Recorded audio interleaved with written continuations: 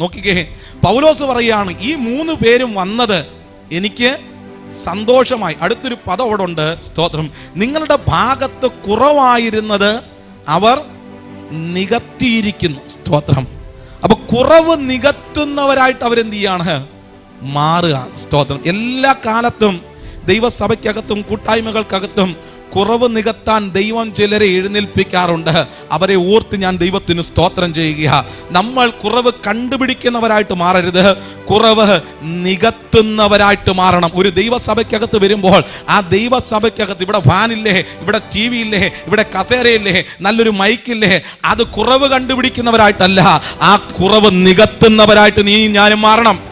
അതാ ദൈവം നമ്മളെ പറ്റി ആഗ്രഹിക്കുന്നത്. സ്തോത്രം. ഇവിടെ പറയുന്നു, അവർ വന്നതെനിക്ക് സന്തോഷമായി, നിങ്ങളുടെ ഭാഗത്ത് കുറവായിരുന്നത് അവർ നികത്തിയിരിക്കുന്നു. സ്തോത്രം. കനാവിൽ ഒരു കല്യാണ വീട്ടിൽ യേശുവും ശിഷ്യന്മാരും മറിയൊക്കെ അവിടെ ഉണ്ട്. സ്തോത്രം.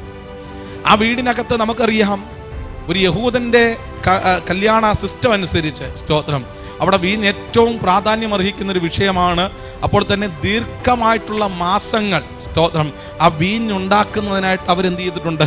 എടുത്തിട്ടുണ്ട്. പക്ഷേ എപ്പോഴോ കണക്കുകൂട്ടലുകളൊക്കെ തെറ്റി പ്രതീക്ഷിച്ചതിലധികം എന്ത് ചെയ്തു? ആള് വന്നു. സ്തോത്രം. അക്ഷരാർത്ഥത്തിൽ ഒരു കുറവ് സംഭവിച്ചിരിക്കുന്നു. ആ കുടുംബം വലിയ അപമാനത്തിലേക്ക്, വലിയ നാണക്കേടിലേക്ക് പോകാൻ തുടങ്ങുന്നു.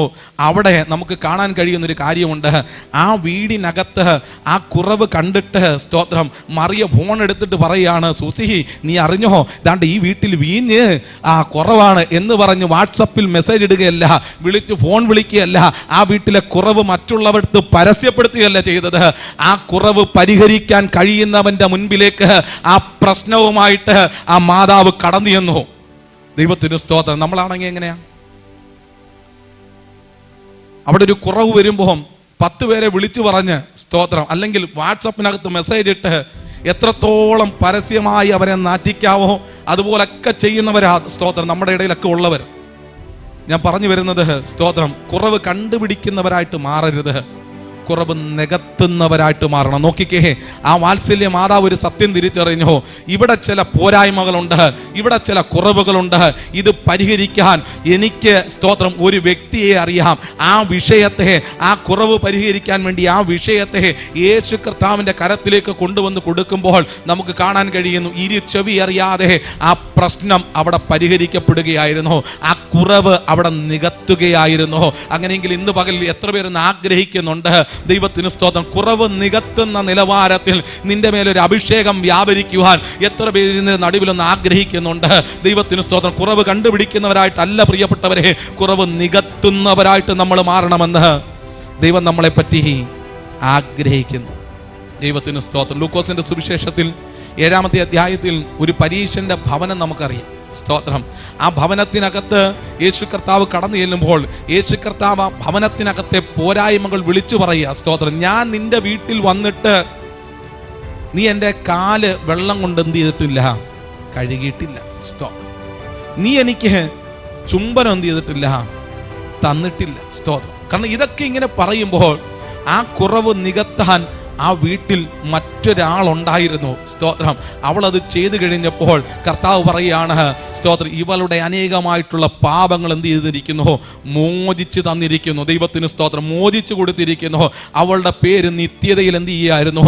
എഴുതി ചേർക്കുകയായിരുന്നു. പരീശന്റെ വീടിനകത്ത്, സ്തോത്രം, ആ പോരായ്മകളെ, ആ കുറവുകളെ കണ്ടിട്ട് അതിനെ പരിഹരിക്കുന്ന ഒരാൾ അവിടെ ഉണ്ടായപ്പോൾ അവളുടെ പേര് നിത്യതയിൽ എഴുതി ചേർത്തെങ്കിൽ ദൈവത്തിന് സ്തോത്രം. ഞാനൊരു കാര്യം പറയാം, കുറവ് പരിഹരിക്കുന്നവനെ ഒന്നും ദൈവം കൈവിട്ട ചരിത്രമില്ല.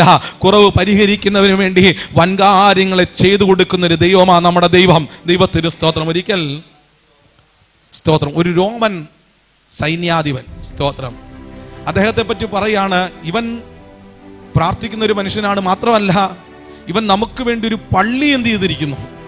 തീർപ്പിച്ചു തന്നിരിക്കുന്നു. സ്തോത്രം. ചില നാളുകൾ കഴിഞ്ഞപ്പോൾ ആ ഭവനത്തിനകത്തൊരു പ്രയാസം പറ്റി. സ്തോത്രം. നോക്കിക്കേ, ആരാധിക്കാൻ ഒരു പള്ളി തീർപ്പിച്ചു കൊടുത്ത ഒരു ശതാധിപൻ. സ്തോത്രം. കുറവ് പരിഹരിച്ച ഒരു ശതാധിപൻ.